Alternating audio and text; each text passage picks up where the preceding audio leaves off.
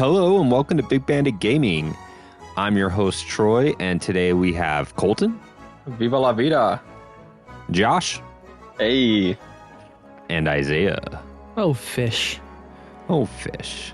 You might wonder what order I take, and I'll let you know. Every single podcast we've done up to this point, it's been completely random, where I'm like, I can't forget anyone. This is the first time I've looked at an actual order list.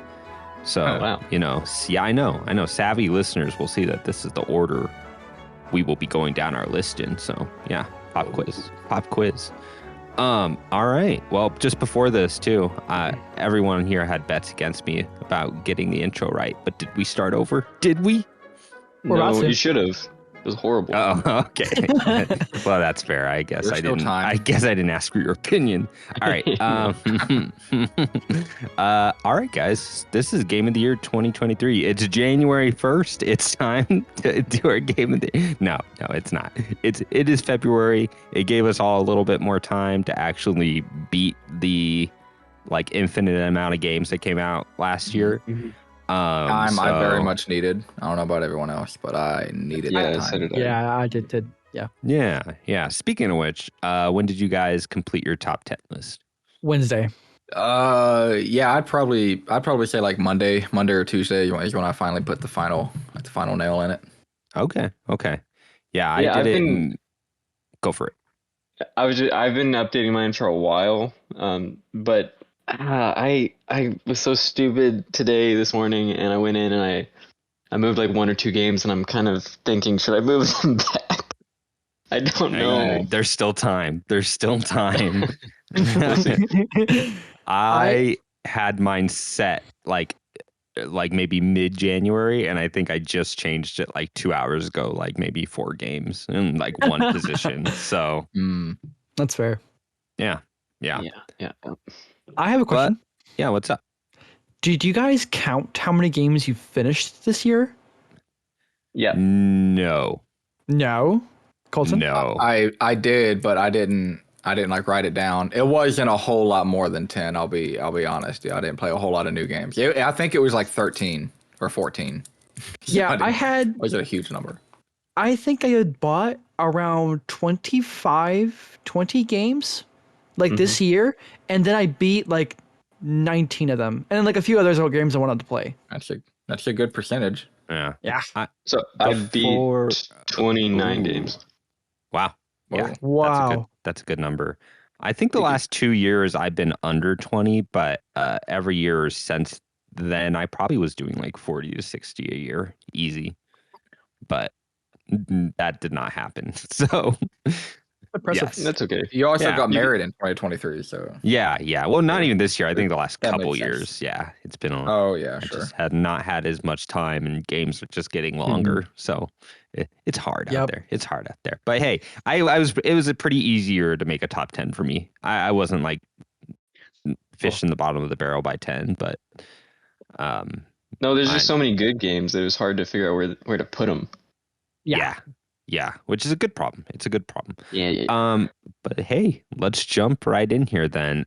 Speaking of reordering lists and not knowing if you made the right decision, let's just jump into our first category, and that is looking back.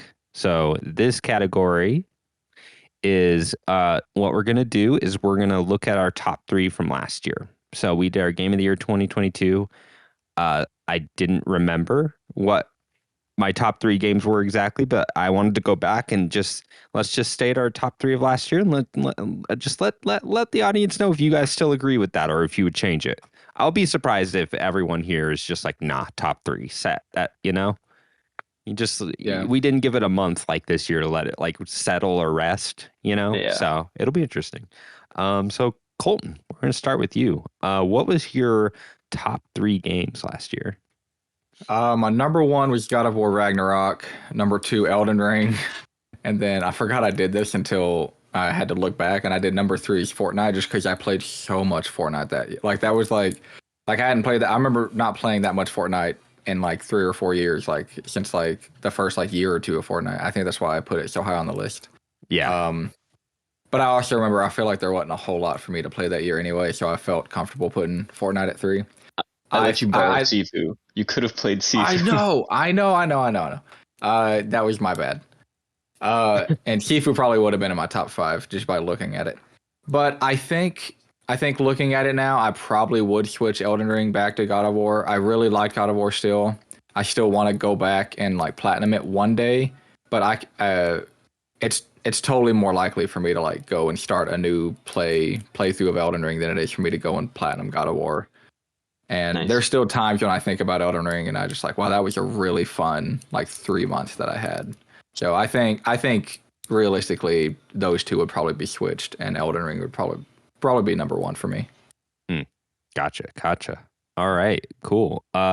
Josh, what were your top 3? Yeah, my top 3: God of War, number 1. Number 2 is Sifu. Number 3 was Tinykin. Now, wow. My number 5 was Elden Ring, because I think I was in the state of mind where I wanted to like punish the game for not being exactly what I wanted from Software. Because I complain a lot about like the open world and things like that. Looking back now, I think I would probably move it to my number 1. Whoa, God really? of War. Yeah, God of War. I would probably bump down to my number 4. So it would go Elden Ring, Sifu, Tinykin, God of War. Nice. Oh, yeah. Okay. Yeah. Okay. Cool. Yeah. Interesting. So and I will go next here. So my top 3, number 3 being Kirby and the Forgotten Land, 2 Vampire Survivors, and number 1 was Elden Ring. I think looking at this list, I am still like okay with my top 2. Only thing I would have moved is I think I had Chivalry at like number 6 or 7. And I think I would have, after this year, I think I would have moved that up to 3. But not much else on my top 2. I still feel really good about those. But and I think God of War was number 5 that year. So I think that sits exactly where I had it. So that's reasonable. Yeah. I actually think that's another thing I looked at. It wasn't in my top 3, so I didn't mention it, but I totally would put Chivalry higher. I've played way more Chivalry this year than I did in 2022. Yeah, same. Like it totally would have been probably number 4 or 3 for me. I'm weirdly very good at that game now. I never like had the intention of like I'm gonna play this and good at this game, but I'm gonna get competitive. I'm now just by virtue of me playing so much of it, I am like actually competitive in that game where I'm doing like 3-on-3s and it's really dumb. Jeez. Yeah, I never meant for this to happen, but yes. All right, Izayah. Let's hear your top 3 from last year. We have Elden Ring as number 1, Neon White as number 2, and number 3, Sonic Frontiers. And I think for the most part, this is pretty like set in stone. It's weird. I still look back at 2022 and think, wow, there's actually a lot of games I would have loved to play. Like I still haven't really got farther into Kirby the Forgotten Land, and I haven't like picked up Signalis yet. And a few other games, of course. But there's one thing I will say, I've made way more progress in God of War Ragnarok just on a whim, like a month or 2 ago. And I was like, ooh, this would be a lot higher on my list if I was at that point of the game when I originally did the list in 2022. And right now I'm more than halfway through the game. And now I'm like, oof, it probably would have made it into my top 5. And as for Sonic Frontiers, I do think I enjoyed other games to the same extent as Sonic Frontiers. But with that new DLC that came out in 2023, I feel like I would enjoy it even more if like that DLC was already a part of the base game. You think you would have put it ahead of Neon White or Elden Ring? I think I would have kept it at number 3. If I were to be like real with myself and like look at myself in the mirror and be like, you would have put Point B at number 3. You love Point B. So you think your number 3 is just more justified? More justified if it was like the DLC on the base game. But Sure. right now I feel like I would be like, oh, Point B or like, I don't know, any other game. But I still think Sonic Frontiers is high up there because it is, as every Sonic fan has copingly said, a step in the right direction. Okay. Very good. Very good. Well, it's interesting now that we went back to it. I think Elden Ring would have swept our game of the year. Yeah. If we Yeah, went back. yeah. So that's yeah. I'm almost glad it didn't because it made it more interesting. But yeah, yeah. Cool. All right. So that is our just going in category. We're just looking back. So let's move it on here. Our next category is the best old game of 2023. And what this category is, it's for a game that did not come out this year that we either liked or played a ton more this year that may have not made it on our top 10.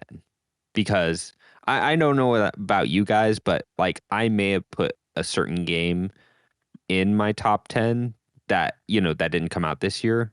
But there would be no place for it, or like a live service game or something. So, Yeah. so this is the best old game of 2023. So, Colton. So like I said, I've been playing a lot more Chivalry this year.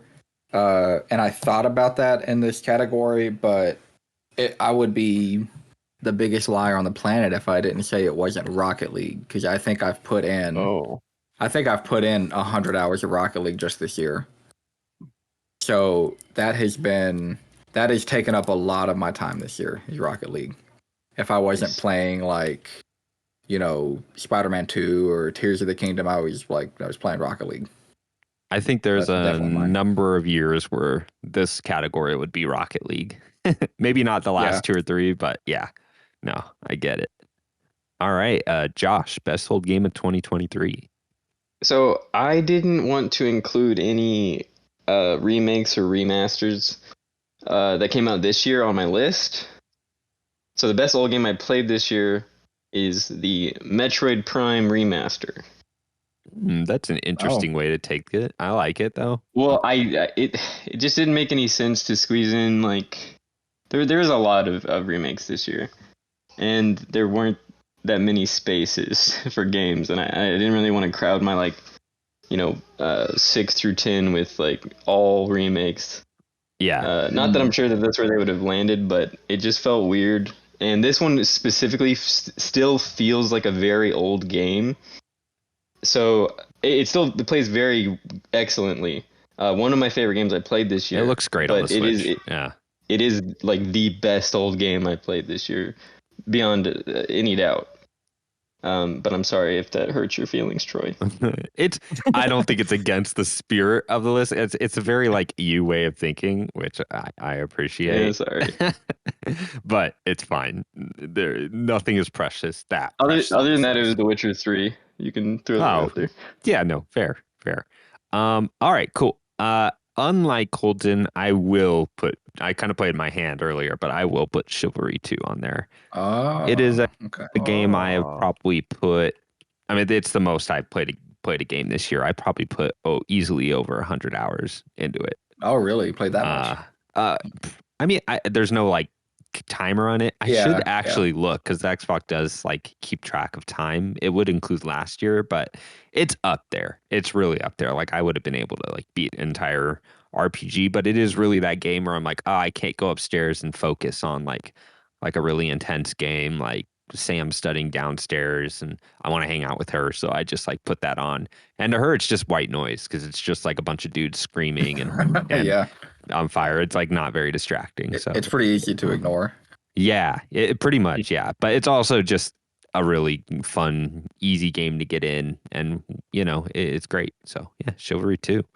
All right, Izayah, best old game of 2023. And I wanted to clarify, as in like any old game, or is it just 2023 games? This is literally any game that did not come out this year that you played this year that you Oh my put on this list. God. Okay, that's Best too many old to count. game of 2023. Okay, I think I want to really say, can I? Of course. Did you play it this year? I played it in 2023. Okay. Yeah, of course.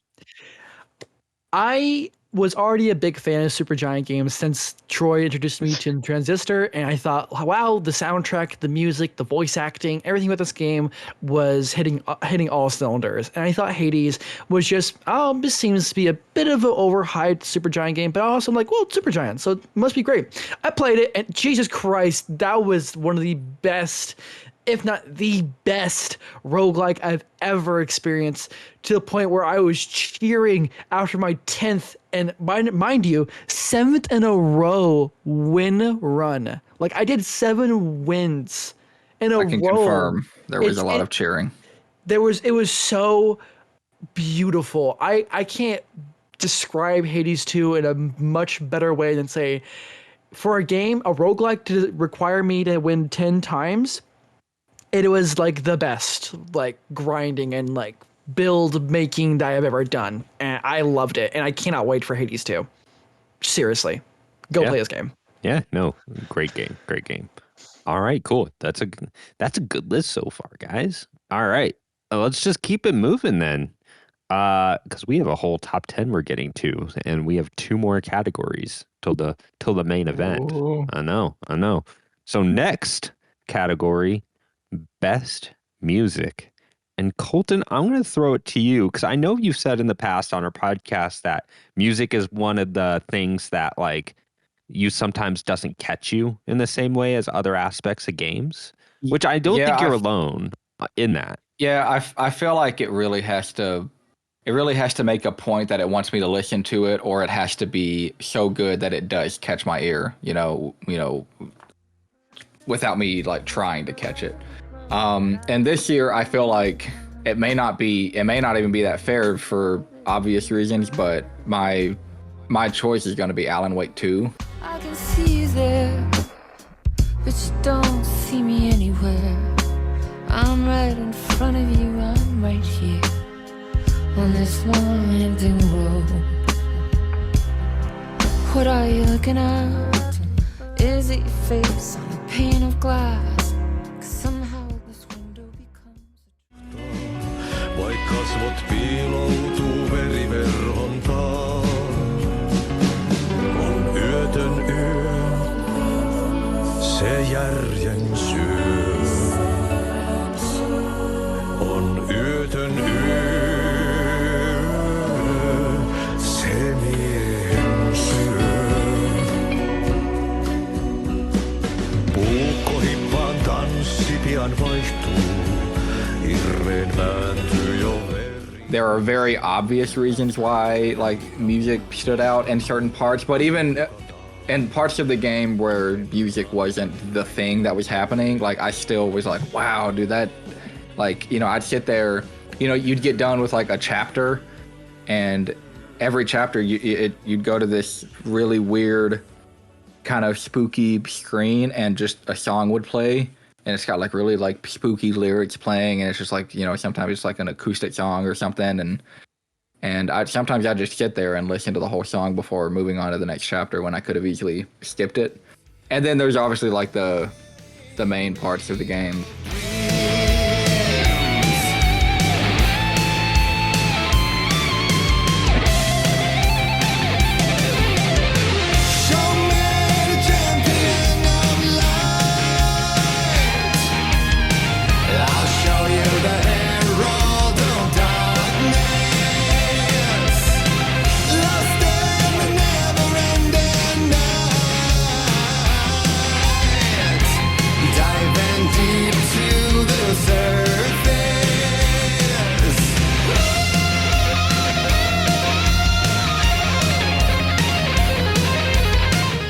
You know, some people might, you know, or a lot of people probably say the best moment of gaming of the year. You know, that was amazing. Dude, by like a long shot. Yeah. So I mean, for me, it's Alan Wake without a shot. Like I'm looking, I would say maybe Sea of Stars had pretty good music too. That's probably the second place for me. Cool. Yeah. Awesome. All right. Yeah. No, I agree. Alan Wake 2 is incredible with all its original music, you know. Yeah. All right, Josh, best music this year. Oh, I totally am with Colton in that music tends to just kind of bounce off, and I don't really like take it in. And I definitely don't. If you like played a track from any of the games this year, I probably couldn't tell you what game it came from. So I had to go back and pick like the games I thought probably had the best music, and then I went and listened to just a ton of songs like 2-3 days ago, and my pick stood out amongst the crowd. Like I knew immediately, I was like, this is far superior to even the likes of Final Fantasy 16. Now I didn't play Alan Wake 2, so I can't say that your pick is crap, but I don't like it. Your pick is crap, Colton. Oh, okay. Still says it. Bayonetta Origins is my pick for best music.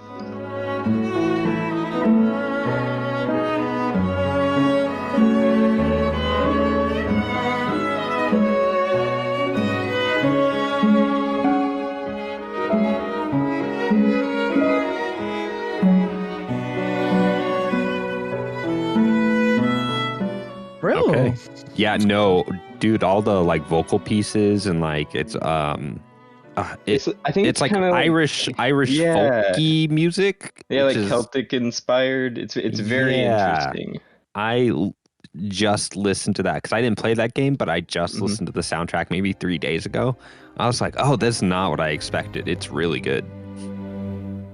Ilorna hiha galok lon rock adjuntas runda durcha arsa kalchais til shaken or a quick not ska ek fassa imri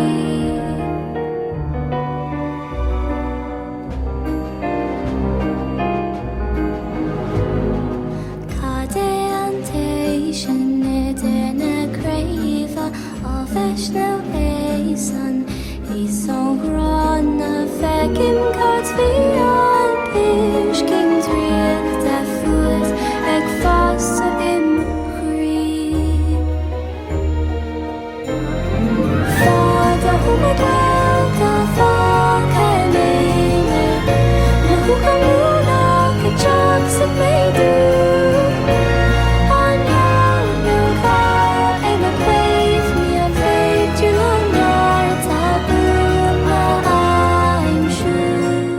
Yeah.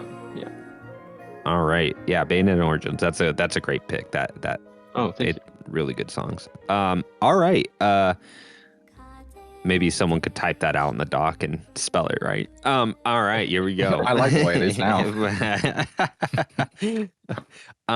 So interesting that we did you two first, because I think me and Izayah are opposite, where sometimes music is enough to make or break a game for me. It does. Yeah. I think there's certain genres that need to get music right. I don't think you should have a platformer with forgettable music, and I don't think you should have an RPG without, really great music. Like there's some genres where, you can get away with it in like a shooter, It's great if it has it, but it doesn't make or break it. So yeah, I guess that's my thoughts on it. But it's the whole reason I played Nier originally, even when it was getting like 60s. As I listened to the soundtrack, I'm like, I don't care what this game plays like or what it is. Wow. I'm playing it just for that soundtrack. And then found out later, I was like, well, that was maybe the best video game story I've ever played to this day. But yeah, all right. So my favorite music this year, Josh, is actually Final Fantasy 16.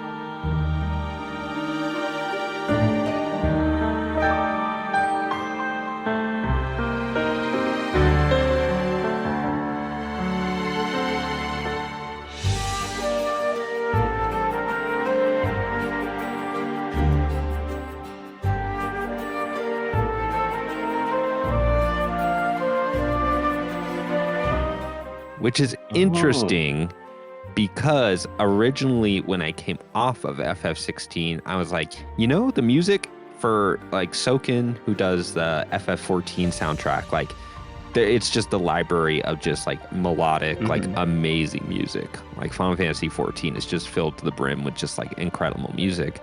And, I was like, man, it's weird because like a lot of the music isn't made to be like forefront, like, this is like Zelda music or old Final Fantasy music where it's like the main thing you're listening to or the main thing one of the main things you're paying attention when you're like traveling. It's kind of a little more subdued. But when it hits, it hits really hard, and it really helps that I played that DLC. And the DLC music and that boss music is just the most like grandiose, craziest like song I've heard this year.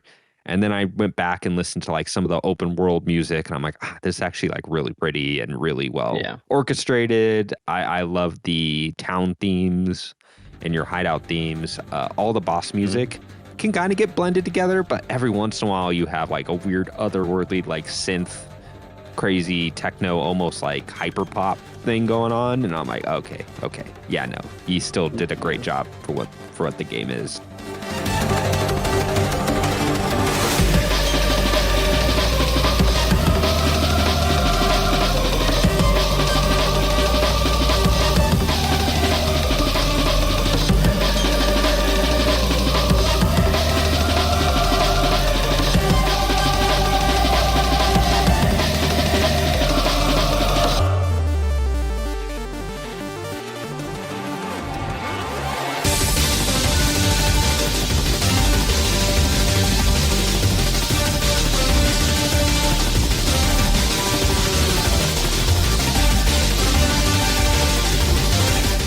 Yes, I still think Final Fantasy 16 gets away with it, but I'm super glad, Colton, you picked Alan Wake 2, because that was my very close number 2. So yeah, okay. Yeah, I was gonna say the reason why I brought up Final Fantasy 16 was because that was my number 2 choice, and I was like kind of going back and forth, but then I was like, no, I think Bayonetta speaks a little bit more to me specifically, but I definitely agree with your pick. Very good pick, Troy. Thank you. All right. And I don't want to maybe spoil Izayah's. I'll tell you what got close to, but Izayah, take it. I watched that whole video you sent me, Troy. It was like a 30-minute video about sampling in music and especially video games, and it was very like intriguing and like educating. I loved how like when I watched it, there was a lot of iconic sounds from like continuously used sample albums, like they're meant to be sampled, that I heard in fighting games and like Nakanuma's music from like what's it called? Jet Set Radio.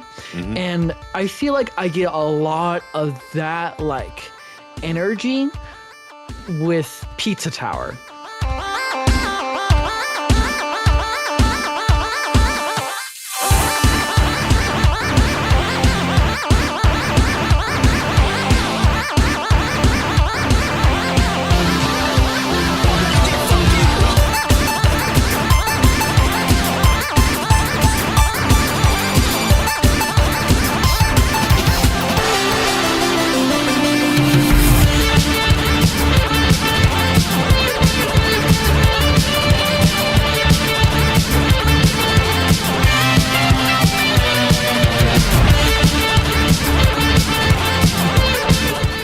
Dude, I binged that game, like the last half of it, I binged it Wednesday, and I freaking, that's in your spot.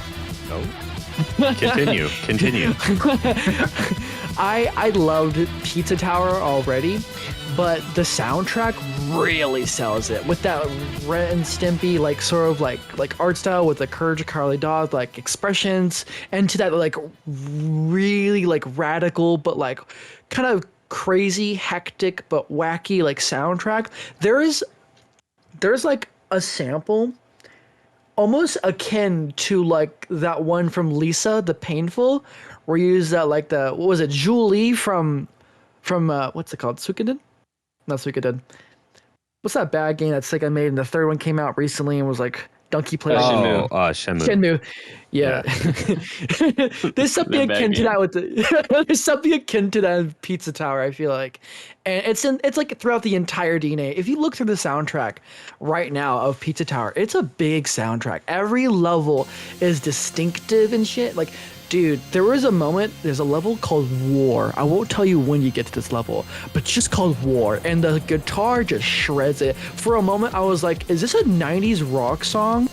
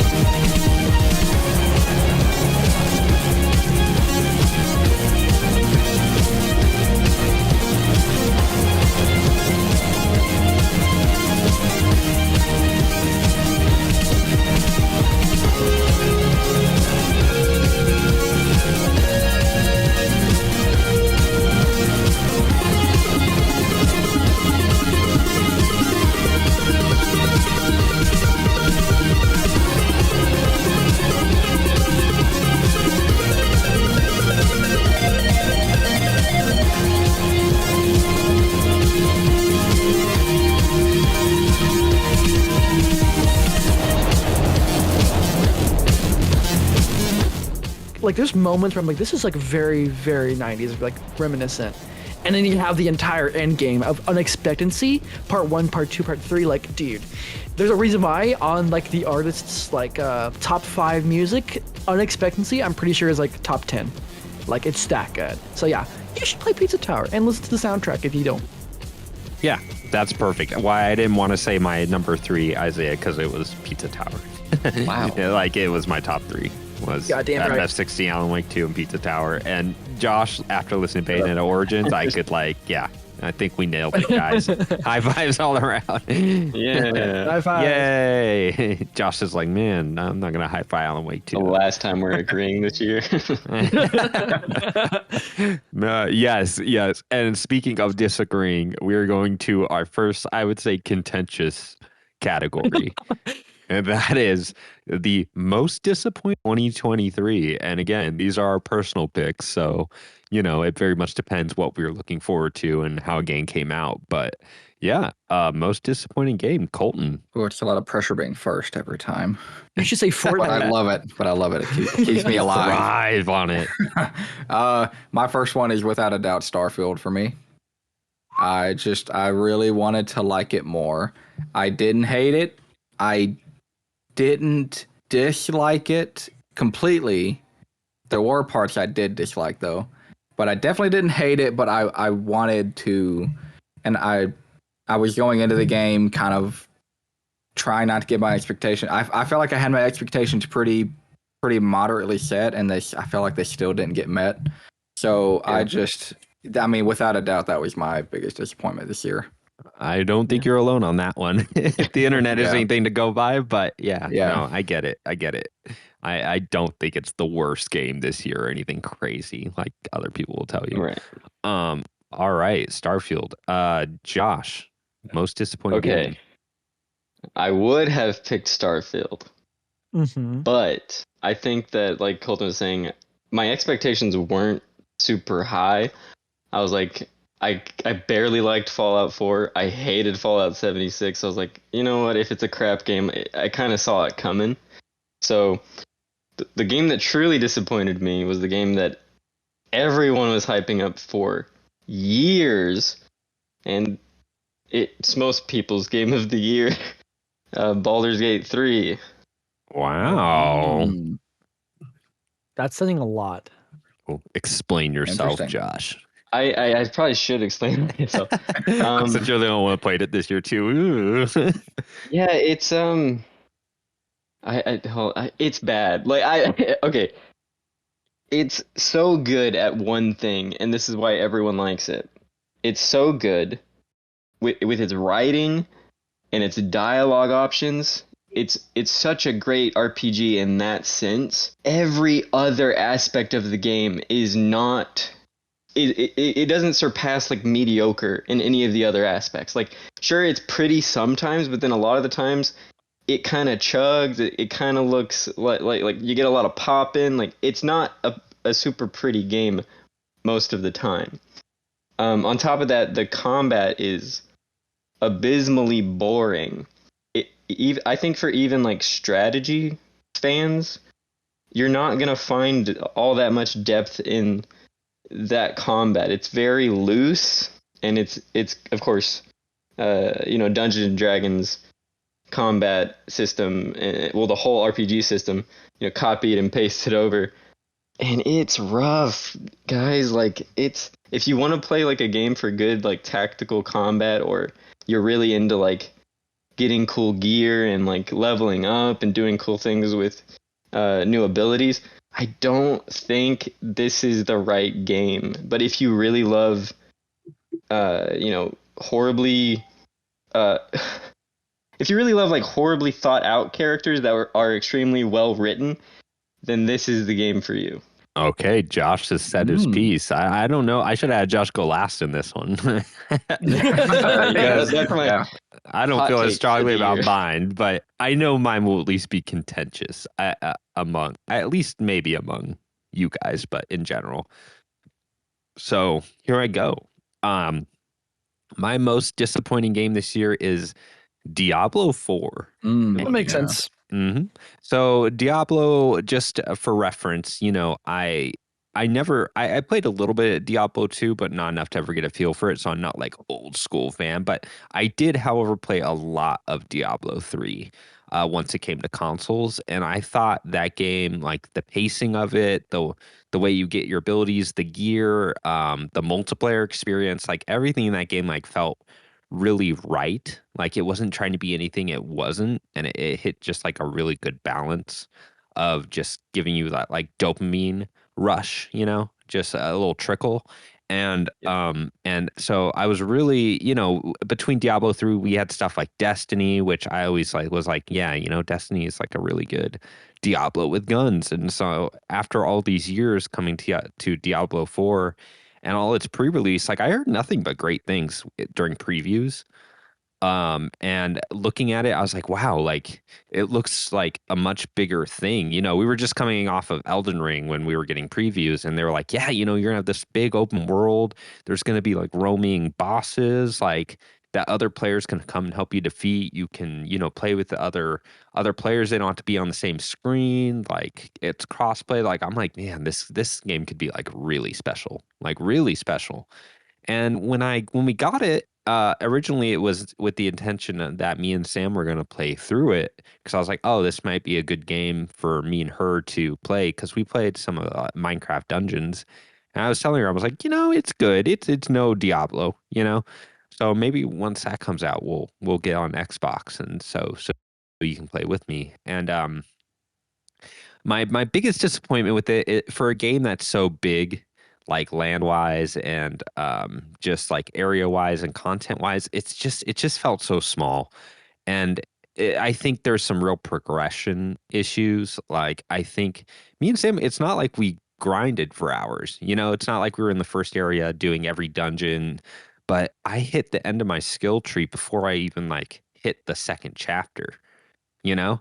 And I was just like, there's like not much to keep me going. Like there's like the little benefits, like the gems. There's always like the loot rush, but every time I'd get like a really great piece of loot, it would immediately get leveled out. I thought it was really easy, and kind of like that kind of turned me off, because we bumped it as much as we could. And even with Sam, who's not like, it takes her just a little bit longer, because she's not, she hasn't played every game under the sun like some of us. But even then, I was like, man, this is kind of like breezy, but it's not like engaging. So yeah, I was pretty disappointed with Diablo 4. I think I beat the first chapter, and it's not like I was like, oh, I'm done with this game. It just like I moved on, and I never felt the need to come back, which sucks, because it was one of the few games this year that we all got, Yeah, we did, yeah. And yeah, and so I was pretty disappointed that there wasn't more depth, and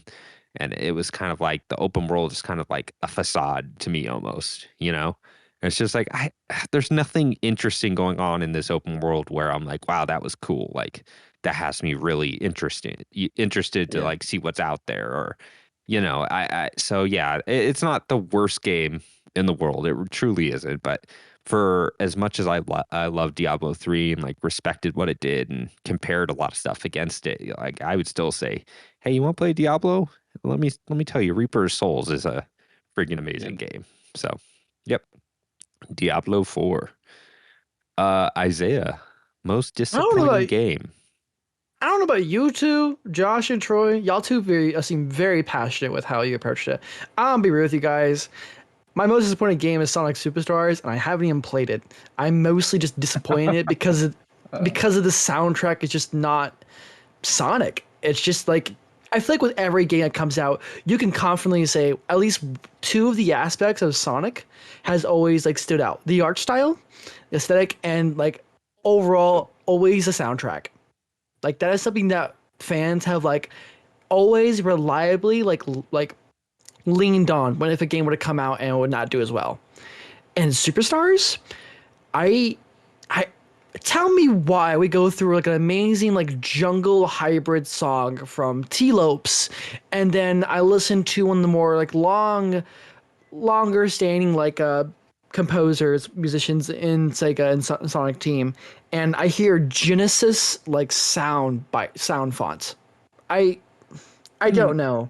Yeah. It's not my favorite. And it especially is not my favorite because like think back to Sonic 4 in episode 1 and 2 from like 2010, 2012. Not that great soundtracks because again, I feel like the sound font just doesn't fit. And I feel like there's a clash with Sonic Superstars' identity, and it's like I appreciate if like this game had a more consistent style of its music, or at least had better instrumentation. It's not a terrible thing to have different sound fonts. I just don't think sometimes they clash well with their melodies, and Superstars is that. However, Colton, I forgot about Starfield. I did play Starfield for like an hour or something, and I didn't care for it. I deleted it. So if I were to pick a game that I actually did play and is my disappointing game of the year, it's Starfield.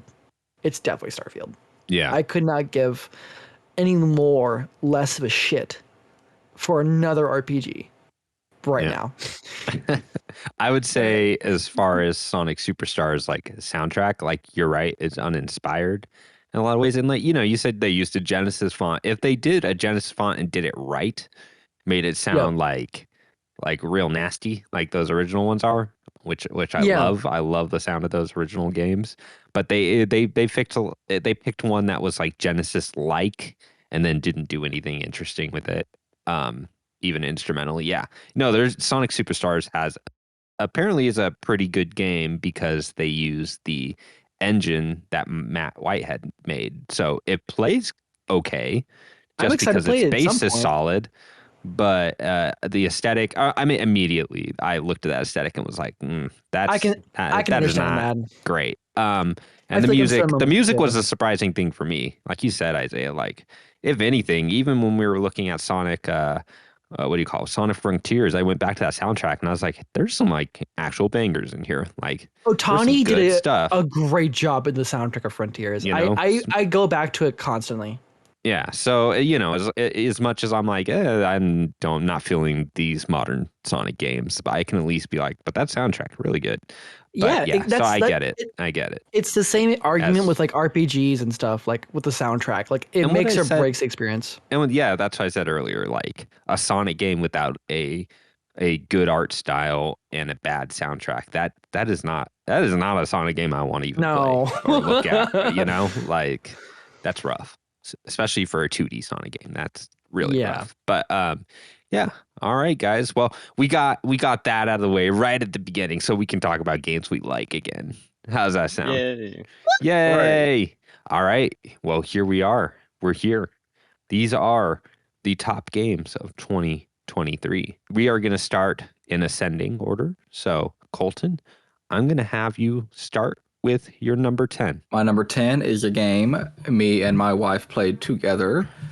Anytime I was playing with her. I was enjoying myself. I didn't get that far, I'm thinking we might get back to it at some point in the future, but it didn't stick with us as much as I was hoping it would, and that is Diablo 4. All right. Diablo 4. I mean, hey, it's in your top 10, so it did something for you. It did. It made it up there. Yeah, absolutely. All right, Josh, let's see your number 10. Oh yeah, I just talked about this one recently. Bayonetta Origins. Woo! It is such a charming game. The music, obviously. The art style is like nothing I've ever seen before. The voice acting, there's only a couple of voice actors, but it's read in like a storybook fashion throughout the whole game, and it's very, very good. And the combat is good. Not great, but it's good. So you should try it. Did it wash the bad taste, the Bayonetta 3 bad taste out of your mouth enough to try It's such a Bayonetta good 2? point. I tried Bayonetta 1. I hated it. So far, I haven't played Bayonetta 2 yet. Bayonetta my Origins gosh. is by far my favorite Bayonetta game. Okay, Wow. one of these days, Josh, you need to try 2, and you need to get back with me. We'll see. So, oh my God. All right, cool. All right, so my number 10 is interesting. My number 10 game. So we waited a month, and I tried to play, like, get my hands on a lot of different things. I think I tried, like, what's the Puppet Souls game? Wow.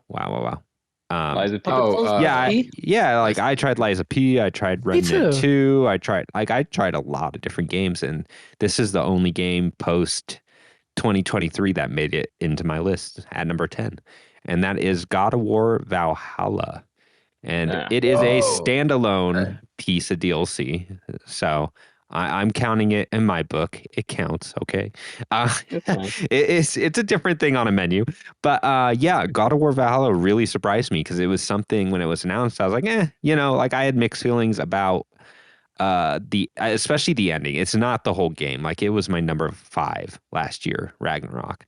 But if you guys remember, the biggest thing I said about it is like, man, I felt like that ending battle was so anticlimactic. The way they ended like Kratos' story, I was just like, that's how we're ending this? Like, this is weird. Like, I don't think a third game would have been the right way to go because I was kind of, by the third open world area, I was like, okay, I'm ready to beat this game now, So God of War Valhalla, just to sell you on it, it's Hades. Like whatever they were developing, obviously a lot of people on the dev team were playing Hades. It takes the inspiration is very much apparent, but it's not a bad thing. It's a pretty condensed experience. I think I got done in like 4 hours, but all the story beats and all the like characters they bring in, how they bring them in like really creative ways. The way Valhalla works is it gets to bring like a lot of Kratos' past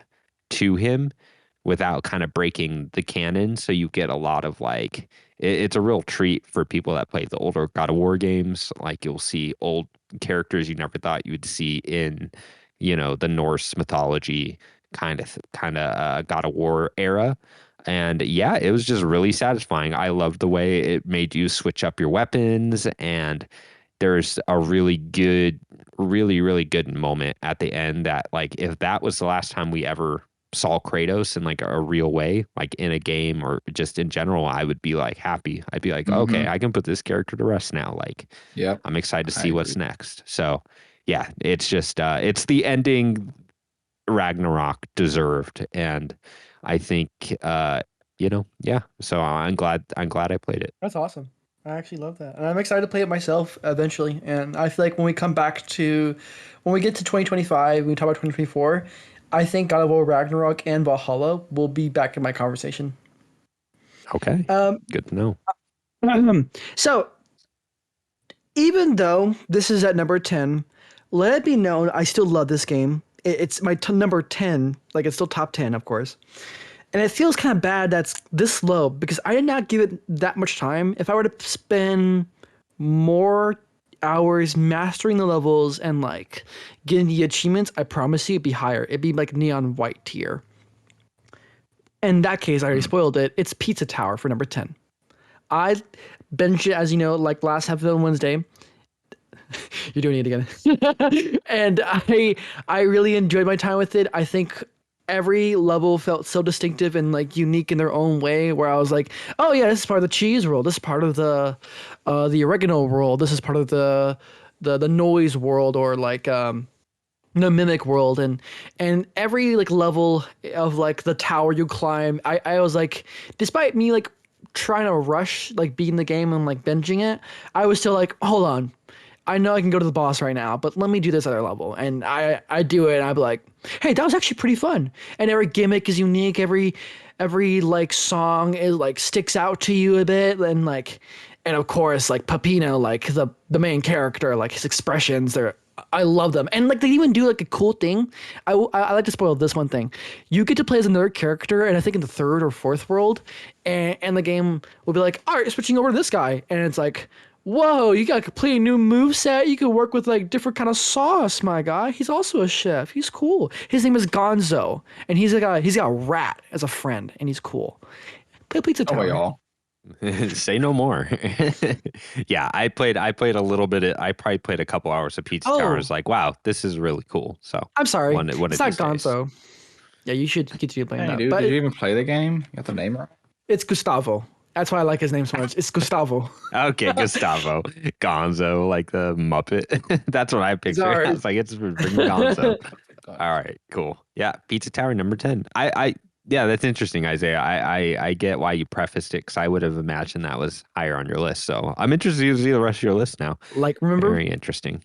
first level 4, dude. I know. All right, cool. Colton, we are back to you at your number 9. All right. Now, I will say Diablo 4, number 10 on the list, didn't finish it. There are a lot of games in my top 10 I did not finish. So be prepared for this. Is another game I did not finish, but I had a lot of fun with.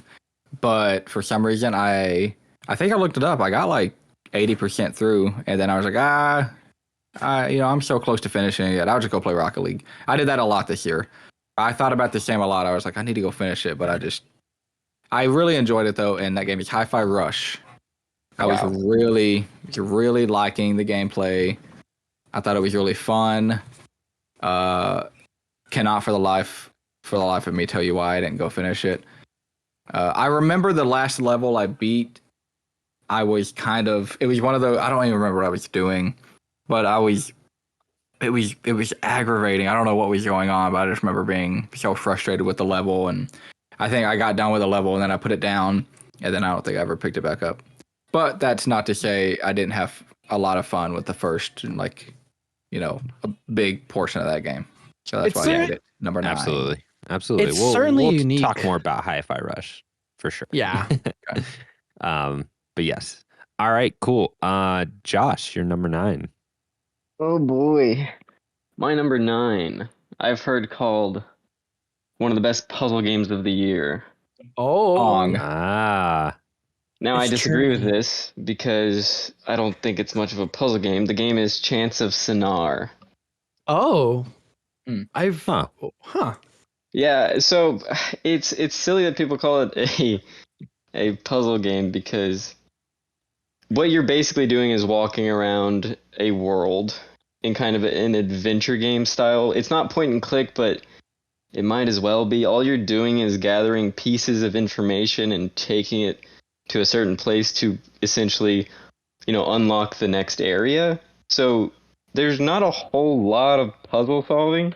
You are kind of trying to quote unquote learn the language, but in reality you're just I don't know. It's not a puzzle. You're just kind of trial and error, kind of finding out, oh, does this word maybe mean this? And it's like, oh yeah, it kind of does kind of mean that. And then you're like, well, then I kind of know what this means. So it's kind of like having these It's kind of like a logic puzzle kind of thing then. Yeah, I guess in my mind, because it's not that challenging of a logic puzzle or like a word puzzle or anything like that. It's just kind of, you're getting these partial keys that if you have an ounce of like brain cells, you'll probably figure it out. Anyway, I don't want to be super negative on it. It's super fun. I just don't consider it to be that great of a puzzle game. And it's a really interesting world, and it tells a cool story. So play it if you like adventure games. Yeah, And- and now that and I'm the looking at language. screenshots, I have seen screenshots of this game. It's very pretty. It is Yeah. very, very. I don't good think I art ever style. looked into like actual like I don't think I ever clicked on a video specifically though. I found the spelling of it. It's I Yeah, just yeah. fixed it. Thank oh, you. damn it. But I cool. would not have been able to guess that spelling. Yeah, no, I didn't. I didn't even know you said chance. I thought you said chance. Yeah, me And too. I was I like, did what? too. But okay, cool. Chance. It looks cool. I like that art style. All right. Yeah. So my number 9 is a game I played earlier this year while everyone else was playing another game. But and that is Star Wars Jedi Survivor. Oh, And Star Wars Jedi Survivor hits my top 9 because I think it is one of the best 3D platformers of this year specifically. That is the part of the game that stands out the most. The combat is fun. It's flashy. It's still like imprecise, and it's kind of some of the same problems I had with the original. I know for a fact I didn't get the most out of it. I could have, because I did not do like a ton of side missions and stuff. And I know they did a lot of good character work, and I do appreciate that. But just on the mere fact that I think like 3D platformers are so hard to do, they're not easy, and to get ones that do as much as Star Wars Jedi Survivor trying to do while not be in the genre is kind of crazy. And so, yeah, I think the game is awesome. I think it's just so fun to control, and it is very much the studio that makes it. This is what they're good at. They're good at making games with great movement in like a 3D space. Yeah. And for those who don't know, they make Titanfall, Apex Legends. So that's the reason that game feels amazing. So it's no surprise. But yeah, Star Wars Jedi Survivor. Izayah, number 9. I would like to preface this and say this game is going to have, I think, 6 more months of development and updates. And it's in early access. So I'm going to count this game as like continuous. So if it comes into my 2024 discussion of like what game of the year, it might come back up. I'm big fat putting. cheater. Yeah, damn right I am. I am putting down Lethal Company. I haven't had a multiplayer game where I have said, "Oh, I'm buying this for my friend right now, and we're all gonna play it. And we're all gonna have so much fun." Whether it's modded or vanilla, this game is special. It's one of the few multiplayer games since like Left 4 Dead 2. I feel like is like where we could all just hop on, and just like have some fun. Where the idea of grabbing loot in a facility and surviving the horrors of the unknown from the outside with like, I don't know, giant earthworms, a blind dog, a Slenderman-esque character ready to snap your neck at every given moment. Like, it is so unique in style and like sound design and like just playing it. It is so fun and replayable. I will give 2 notes, however. First off, this game was obviously inspired by Phasmophobia. The creator himself, I feel like, have made like allude to the idea, and I would like the idea of there being like a bigger like player lobby like Phasmophobia. I want the idea of keeping my stuff with even after losing a quota. And second of all, the first part's probably not going to happen, but I do want this second one to happen. I want there to be an ultimate goal to the game. Let there be a chance where you can be like, okay, it's like COD Zombies, but like in COD Zombies, you can still end the game by doing a certain number of tasks, and it's like Easter eggs and shit. I want that for Lethal Company, and so far, from what I'm seeing, like a secret ending. Yes, you can keep doing quotas, but you can also like stop, like you can actually end the game in the correct way, and I want that right now for this game by the end of development. Cool. Yeah. Yeah. I would say Lethal Company was some of my funner, some of my most fun moments of the year. And it's funny you say that, Isaiah, because it wasn't you, but someone else was like, we need to play this game, and bought the game for me to play. So it's funny that you say that, because that's literally what happened to me. So Cool. All right. Colton, you're number 8. Oh God, back to me. Yeah. Oh boy. My number 8 is another game I wish I could play, I wish I could finish. I just I couldn't dedicate so much time into it that I finished it, but I did put 45 hours into it, and it's Octopath Traveler 2. It is so, I love it so much. I knew that once I got really into Octopath Champions of the Continent, which is their mobile version of Octopath, I noticed such an improvement with the story writing. And I only did one of the. There's a lot of steps. Like just to do one like specific campaign in that game takes forever. So I didn't do all of that, but I did like a major part of one of the quest lines in the mobile game. I said, "Oh my god, that story was way better than anything in Octopath Traveler 1." So I had relatively higher hopes for Octopath Traveler 2 than I did for the first one. And so far, I think I've done 3 chapters for all 8 characters, and 2 of them I've done the 4th chapter. So I've done a good amount, and so far the story writing is so much better. They actually, a lot of people's main complaint with the first one is, you have these 8 people that come from very different parts of the world and have very different backgrounds. They're all working together, but like their quests never actually like mingle. It never feels like, oh, you you're never a have team. like a traditional JRPG party. Yeah. Yeah. There's still like moments like that where like obviously this guy who got framed for killing his wife and child is trying to get back, at the other scientist that framed him. So like, you go to a town and it's pretty much all him and like the cutscenes, but now that you have him in your party and you have this random girl who's a dancer who's just trying to get famous because she just wants to spread joy, there you get to a town and there's like a little quest line with just them two. Something happens that like justifies them. So like there's a lot more of what people wanted from the first one in this one. And not even including that, just the writing itself is just a lot better with a lot of the characters. So I'm really enjoying it, and it's probably going to be something that I put in 3 or 4 hours a week for this year 2, and hopefully finish it by the end of the year. Yeah, it's a shame it got dropped in such a busy year, and I think a lot of JRPG fans, quote unquote, I know I wasn't alone in being pretty disappointed with the first one, and that's been hard to shake. But I would love a time to come back to just Octopath Traveler 2 and see what I think, because I think it would be really cool. So, and I think another reason why I liked it so much is the first one. Well, the first one was really good, but like once you get past chapter 2 for each character, the difficulty spike is crazy. You have to grind like crazy in Octopath 1. In this one, I feel like there's hardly any grinding. Like I'll finish one character's story, and then the next one it recommends that I be like 5 or 6 levels higher, and I'm like, whoa, that's kind of a jump. But then I look around, and I'm like, oh, but the other character, I haven't finished their chapter 2 yet, and it's only recommended level 7, and I'm level 8. So then, and by the time you finish everybody's chapter 2, you're kind of ready for everybody's chapter 3. I'm not like grinding for XP like I was in the first one. That was another really big improvement, I think. Yeah, no, for sure. You shouldn't have to grind like that in a modern RPG unless the game is specifically telling you it's that type of game, Yeah. So, yeah. Cool. Josh, we are on to number 8. Oh boy. This is the one game I lied earlier. I said I beat all these games. This is the one that I did not beat yet.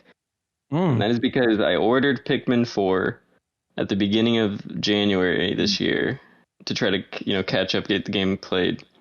And Amazon delivered it on the 19th, I think it was. It was such... They delayed it like 4 times. And I was like, please, just give me Pikmin 4. And I'm glad I got it now. Obviously, it's my number 8, so I'm really enjoying it. This is the one game where I could see if I beat it, it could probably has the potential to move up. It's the first Pikmin game I've played, so there's a little bit of that, like, oh wow, cool, kind of uniqueness. I've never played one either. I'm experiencing this in like a unique way, I guess, or that it's like more unique to me because I didn't play the first 3. So I'm getting a lot of that, charm, and the world is really fun to explore because you're little. But it's interesting. I don't think it's very strategic so far, but I've heard that the end game is really challenging, so I'm looking forward to getting there. And it's a really fun game to play. You know, just if you have like kids or like younger siblings or anything, like it's a really fun game to just kind of play like past the controller with. Yeah, it's fun. It's good. I have nothing negative to really say about it except maybe hate the it. day. Yeah, I hate it. The day night cycle is a bit weird. It's fast, but you always like go back and there's not a penalty for like not doing not getting a lot done. It doesn't really matter. So I don't really see what they're doing with that yet. Again, that might change as I play, but so far, highly recommend Pikmin 4. Very cool. All right. And it's funny because Tinykin was your number 3, so I just think you have a thing for getting like Alice in Wonderlanded. I think so. I think you're right. I like massive tables. But That's true. yeah. I like with Toy Soldiers on Dreamcast. Oh as yeah, well. Toy Commander and stuff too. Yeah, All right, Soldiers, cool. Whatever. Yeah. There's a lot of them as it turns out. All right, cool. My number 8 is gonna be a Super Mario RPG remake.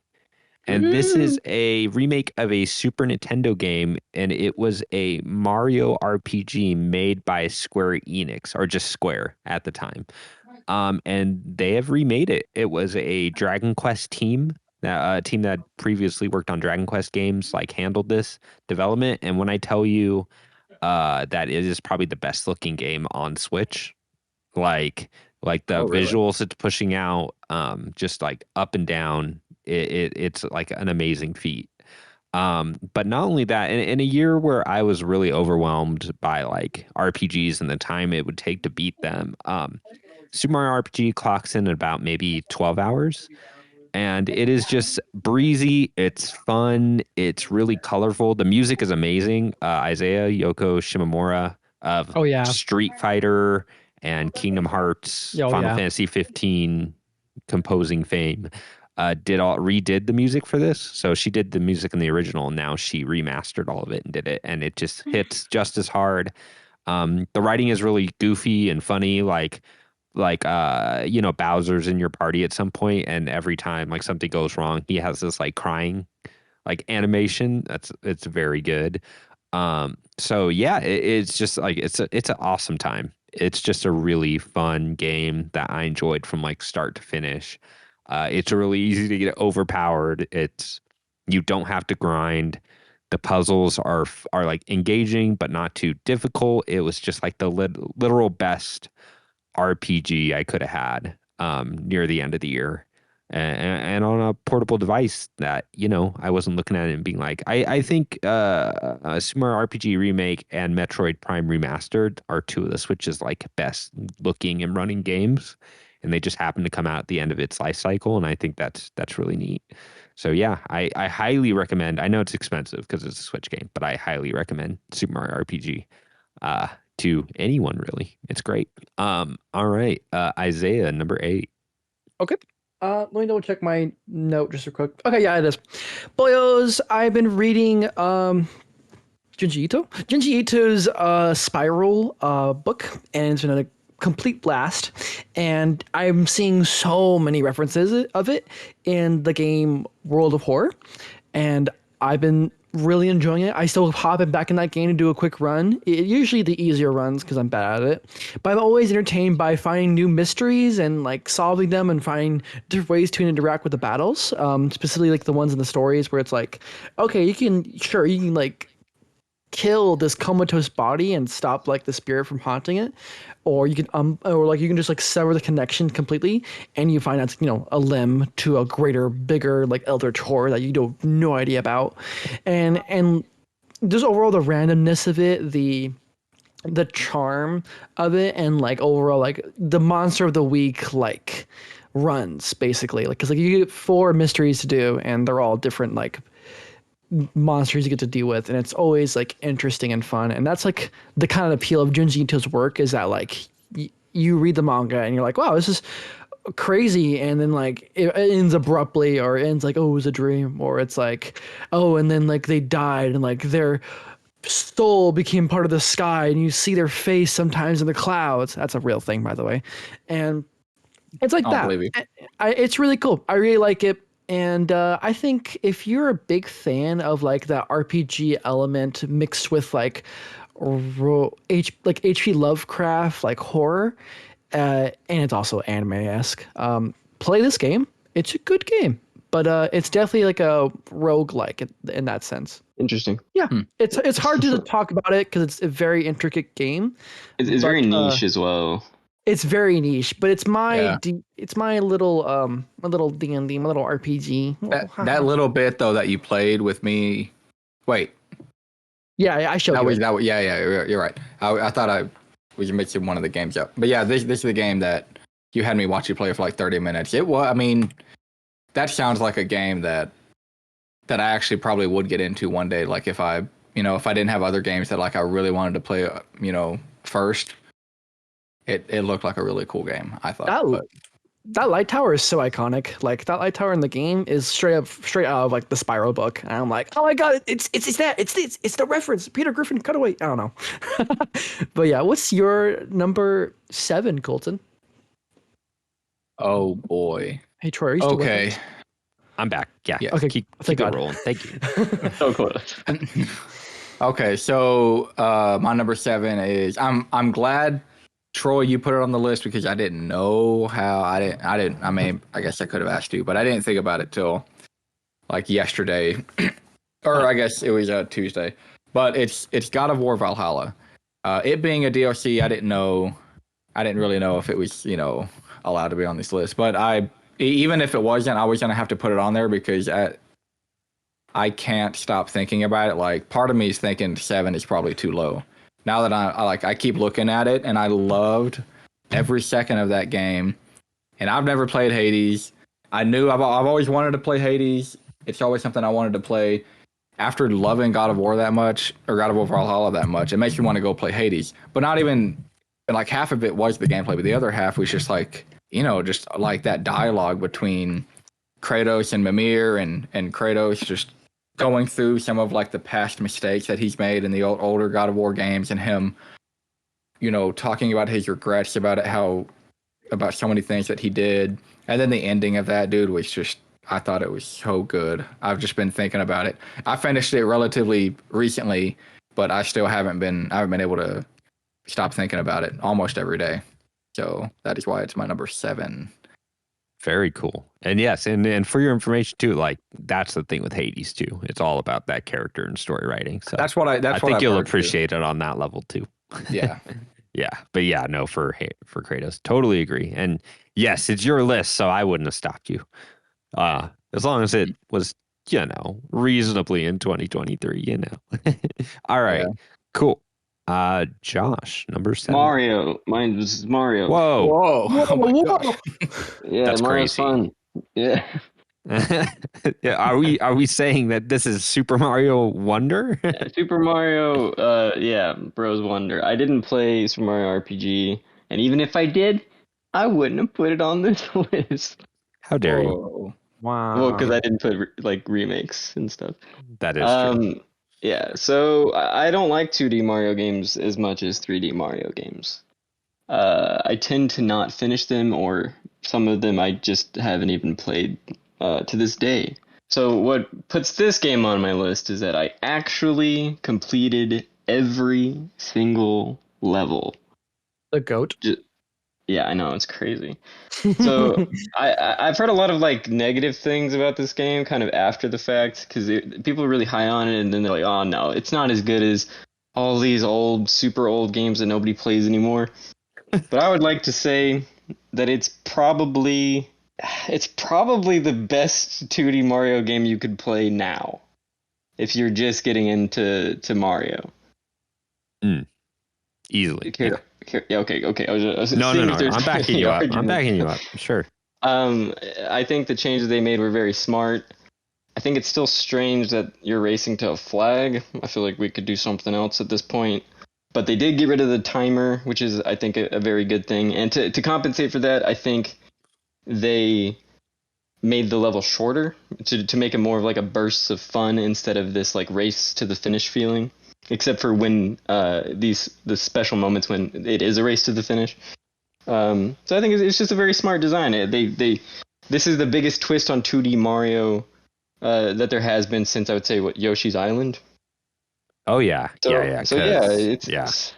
super enjoyable. You can be an elephant. That's probably the only good power up, but then you get all the cool wonder effects and things like that. So if you haven't played it, like, what are you doing? You must just hate Italian plumbers. Shut up, Yeah. dude. I wanted to get to it, man. I just never got to. That's disappointing. Great game. I know. Great game. Good number 7. Love it. Thank you.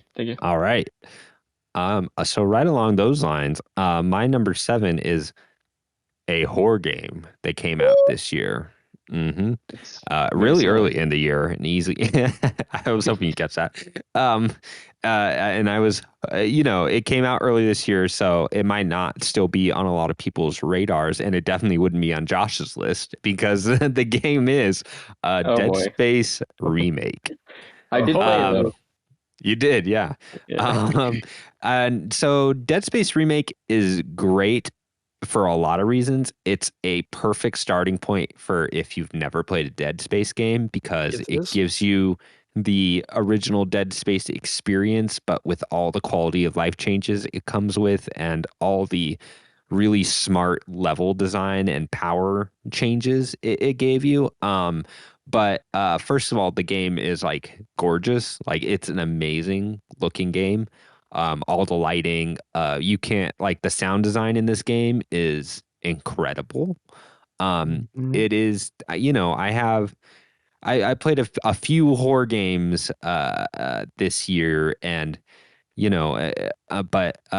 well, okay, maybe one of them compares on the sound front end, but this one, like, you just hear the way they designed it, and it was like this in the original, where certain enemies make very distinct sounds, and you're like, oh god, I know what that is, and you're looking for it to jump out, or you're looking around corners and stuff, and then you turn around and it's like a light fixture, like, swinging back and forth, and you're like, I see what you guys did. They pitched it to make it sound like one of the enemies, and there's just stuff like that all the time where you're just in that ship and there's not a moment where you feel safe, even in areas where you're like, oh, look at like an upgrade kiosk, and then something like a noise goes behind you, and you're like, God, oh God. So, it's just an amazing looking game. All the changes from the original, were like dead on. Like, for example, in the original, you did not have like the zero gravity control.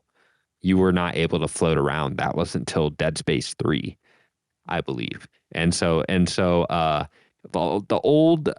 original game, you were just like kind of like spacewalking on roofs very slowly, and that was how those sequences played out. And so if you played this new one, you'd be like, well, how does that game work without this? Because there's a lot of points where you're floating around in rooms and in space, and it just shows that they really thought out, like, hey, if we want to make this franchise relevant again, like, we really need to hit this remake out of the park, and they did. It's an awesome game. It looks amazing, sounds amazing. Highly recommend if you're looking for another horror game this year or next year. Yes, sir. Yeah. All right. Izayah. Now copy and paste everything that Troy said and put it back onto my list, because guess what? Dead Space Remake is also my number 7. Yeah, I love this game. Heck yeah. Oh god, I went from like Resident Evil 4, like the original, to this game, and I was like, ooh, they're the same. But like, it's like the image from like The Office, where it's like, the corporate wants us to like tell us the difference between these pictures. They're the same. They're actually not. But I like to think, like, during my entire playthrough, I was like constantly making little like cross references to like Resident Evil, and also like just that era of horror, because I really liked it. I really did. But what kept me like loving Dead Space Remake wasn't because of my first playthrough.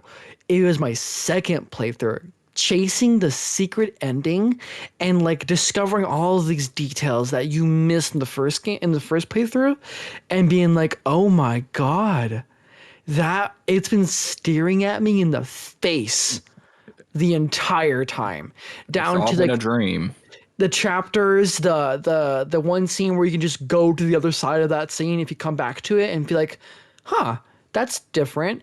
Or when you actually get the secret ending, I'm sorry, schizo mode. What? It is so jaw dropping. Like you want to talk about like a crazy story. Dead Space remake in the Ishimura is iconic for that, dude.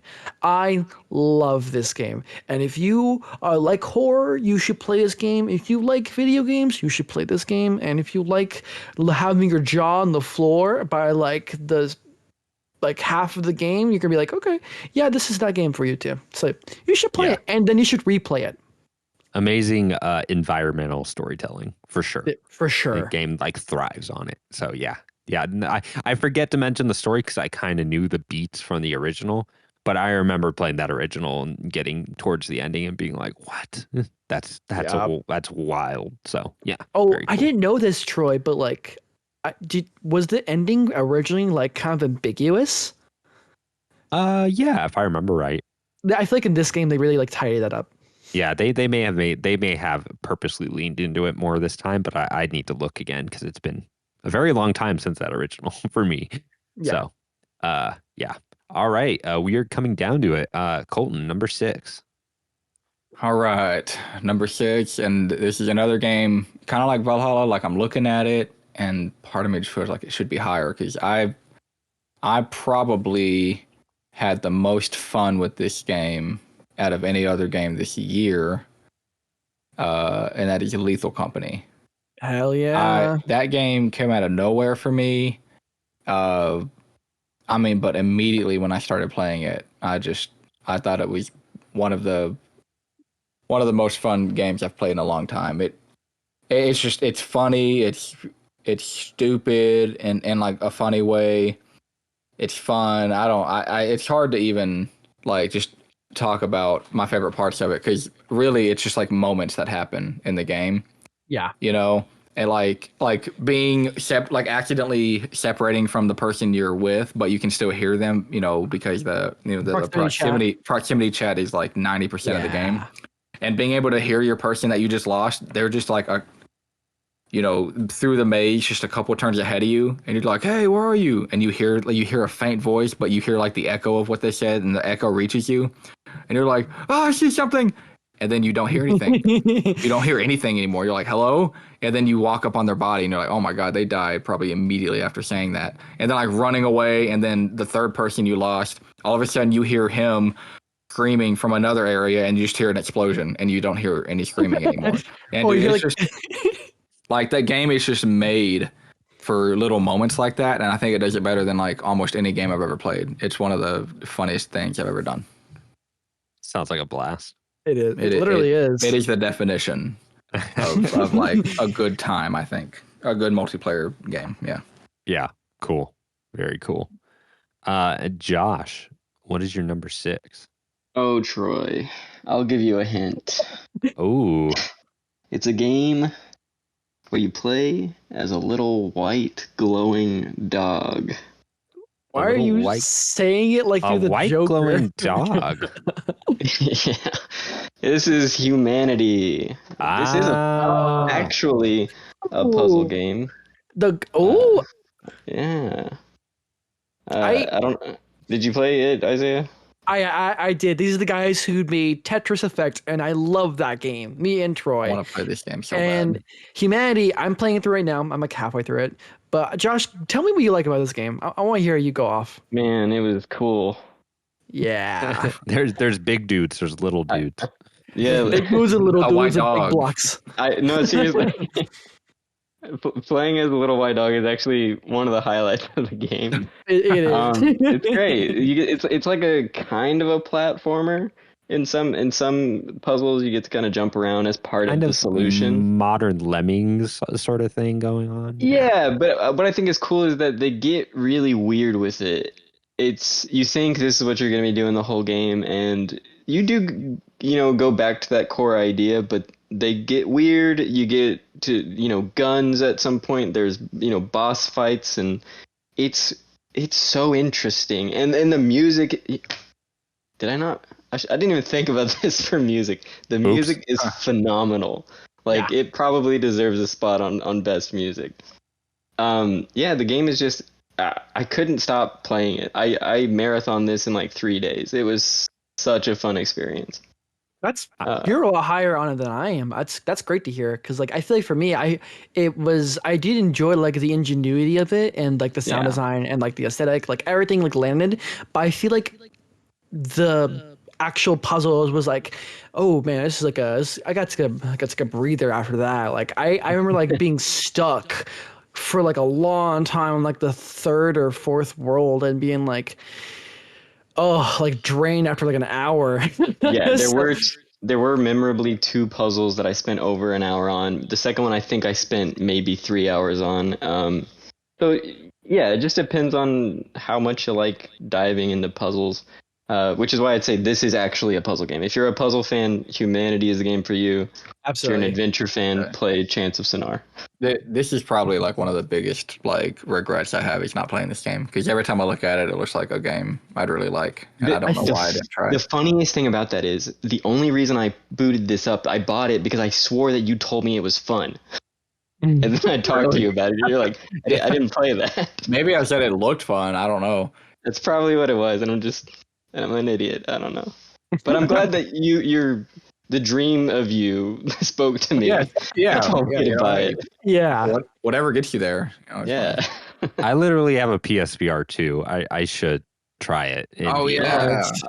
Like, I'm Yeah, gonna look at I eBay to imagine buy it's one still now. good on that. I don't have VR, so I didn't get to experience it like that, but that's Yeah. fine. yeah, because I played the first few levels. I was like, this is really neat, and I need to come back to it. So might as well do that. I bought that thing. I might as well use it. Yeah. All right, very good. All right, so we're down to my number 6, and my number 6 is a game one of us has talked about so far, and that is Hi-Fi Rush. Oh. So Hi-Fi Rush is. I'm so surprised that no one's done this sooner because we have the whole like decimated animation thing going on with Spider-Verse. And I would have thought by now that people would have like in the games industry would have caught on, but so far it's just been Hi-Fi Rush and it's been Dragon Ball Z. The fighters doing that really cool like chopped animation style. And let me tell you, they do it with style in here. I think the cutscenes are some of like the most stylish looking like cinematic scenes I've ever seen. I think the writing is a lot of fun. I think it's really clever, and the main character is not as much as like a himbo as you think he's gonna be, which is interesting. Yeah. But it's one of those games where I played it and I was like, wow, this came out of left field. I'm surprised I loved it as much as I have, but now I'm just like, man, I feel like if they made a sequel, they would have like a top threer on your hands, you know? Mhm. I love all the animation work, like the way everything bounces to the beat, like literally everything. The combat system is a lot of fun, especially once you get the parry and the grapple, all that stuff works really well. The bosses are really creative and like really set piece. Like there's a lot of set piece moments in Hi-Fi Rush where you'd expect. I mean, it is a AAA developer. Like let's not kid ourselves. It's not It's indie not game, an indie game. but you No, still no. you still don't expect like a boss fight to hit that hard and look that visually spectacular. And all the cool stuff at base where you can upgrade and you can like dress your cat up, and there's just like a lot of cool little touches everywhere that almost remind me of like a PS2 like Ratchet and Clank game. That's Yeah, kind of the vibe it gave me. I did get that vibe too. Yeah, even Yeah. in the writing, it almost seems like, hey, if in the spirit one of those Ratchet and Clank games were written now, and like this is a lot of how the writing would be, probably a lot less butt jokes because those are funnier in maybe 2003. But Big heads. it's great. It's an awesome game. I loved it, and I think they will get a chance to make a sequel. And everything else that studio has made never hit with me. I tried The Evil Within 1 and 2 and was like meh, like super meh. And so it was such a weird surprise to have that come out, and for a shadow drop from Xbox, no less, Yeah. because otherwise there's nothing else their first party studio did that was very interesting. So it was a cool, I'm- cool surprise. And I'm glad you talked about it more than I did, because I didn't give it enough praise that the animation looked great, like the cutscenes were phenomenal, and like it did. I didn't talk enough about how good it looked, because it really did. It was one of the best looking games of the year, I think, for sure. Yeah, it's like a really striking game. So I cannot wait for a Hi-Fi Rush 2, you know? Well, don't stop there, because let's keep the conversation rolling. That's my number 6 too. Oh, dang, you just copied his list. I love this game, and I want to just want to build off what you said, Troy. I think what Sorry, makes Izayah. that game and humanity like kind of like one on one, like brother and sister, is how when a game like gives you a mechanic, they let you play with it, playtime, whatever, 5 minutes, all right, you're done. Let's give you that, but let's give you a unique situation. And then let's give you another mechanic, and let's subvert your expectation, bring back the old one, and let you play with those two together. Make it a combo, PB&J. That is my favorite thing in video games. When they give you something, they add on to it, test your limits on it, and then like twist it. And it's easily like the highlights of game design to me. And Humanity and Hi-Fi Rush, I feel like both do that. They do it in a way where it's like you're just not tired of it. And when you feel like you're approaching that peak, they're like, all right, boom, parrying, boom, grapple hook. You got more combos, supers. Now you can combo with your buddies.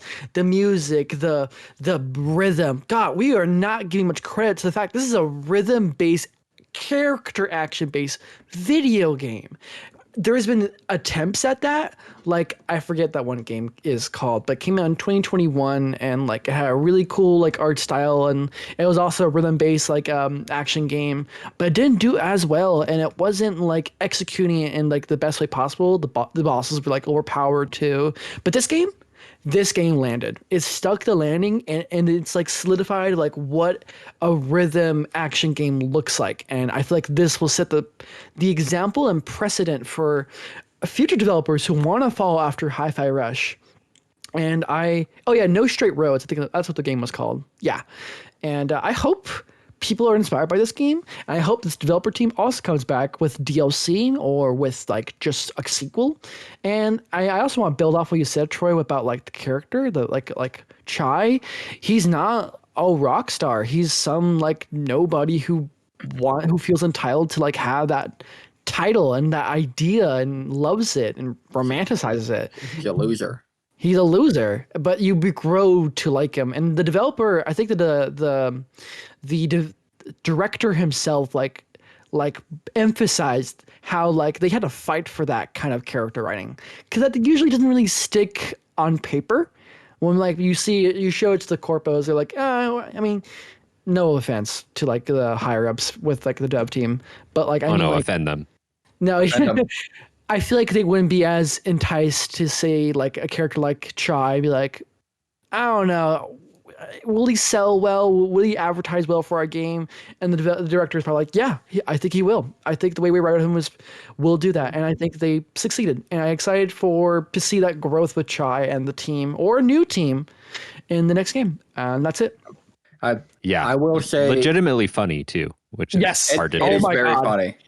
I will say it's definitely not like when we're talking about like biggest disappointments of the year, like as a game, but I do think one of the biggest disappointments, like not as a game, but just like as a concept, the fact that it is a game about music, and I don't think anybody even, I feel like it didn't make top music of the year at all. Not for me personally. I agree. I agree. I think it's more how the mechanics work with the music they have, but it wasn't like, oh man, that is like a Persona level soundtrack there or anything, I don't know. Yeah, I listened to the full soundtrack, like as full as I can get, and it was a lot of like what I felt like white noise, but then I remembered, no, but in the moment when I was playing it, I loved it. I loved the synergy with the combat and the music. I loved how they clash well. It's like in Sonic Riders Zero Gravity, when you do like the zero gravity, it changes the music and then like speeds it up as you burst into speed. It's like that. But at least in the soundtrack, it did show that. But in this soundtrack with Hi-Fi Rush, I don't think they really showed that well.